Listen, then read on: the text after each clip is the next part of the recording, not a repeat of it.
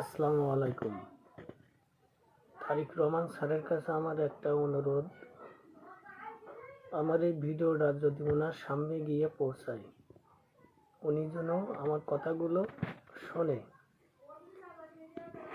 এই বাংলাদেশ থেকে অনেক গেমগুলো যেন তার ক্ষমতা যদি থাকে, তারিক রহমান স্যারের ক্ষমতা যদি থাকে, সেজন্য এই বাংলাদেশ থেকে অনেক গেমগুলো উঠিয়ে দেয়।